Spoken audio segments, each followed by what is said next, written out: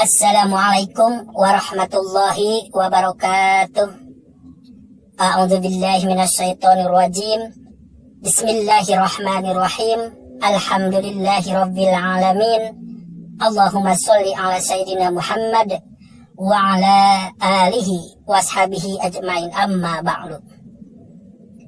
Punya duit tetapi rendah hati, itu orang terpelajar. Punya duit tetapi sombong, itu juga wajar. Tidak punya duit tetapi rendah hati, itu sangat wajar. Tapi apabila ada yang tidak punya duit tetapi sombong, maka itu kurang ajar. Tapi awas, jangan dihajar, nanti dia bisa modal. Bismillahirrahmanirrahim. Rabbana atina fid dunya hasanah wa fil akhirati hasanah wa qina azabannar. Shadaqallahul azim. Ya Tuhan kami, berilah kami kebaikan di dunia dan kebaikan di akhirat, dan jagalah kami dari siksa neraka.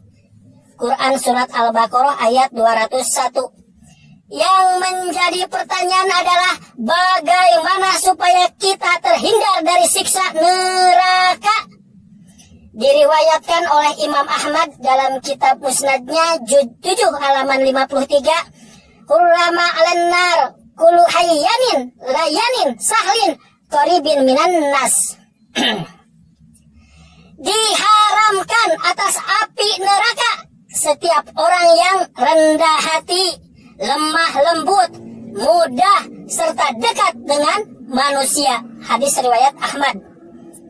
Berdasarkan hadis tersebut, maka ada 4 golongan yang tidak masuk neraka. Saya ulangi. Berdasarkan hadis tersebut, maka ada 4 golongan yang tidak masuk neraka. Yaitu golongan yang pertama adalah orang yang rendah hati, alias tidak sombong dan tidak meremehkan orang lain. Kemudian golongan yang kedua adalah orang yang lemah lembut dan santun, baik dalam ucapan maupun perbuatan. Golongan yang ketiga adalah orang yang mudah atau tidak sulit atau gampang memberikan bantuan terhadap orang lain, baik dengan tenaga, pikiran maupun harta. Dan golongan yang keempat adalah orang yang akrab atau dekat atau merakyat, pandai berkomunikasi, menyenangkan, dan murah senyum.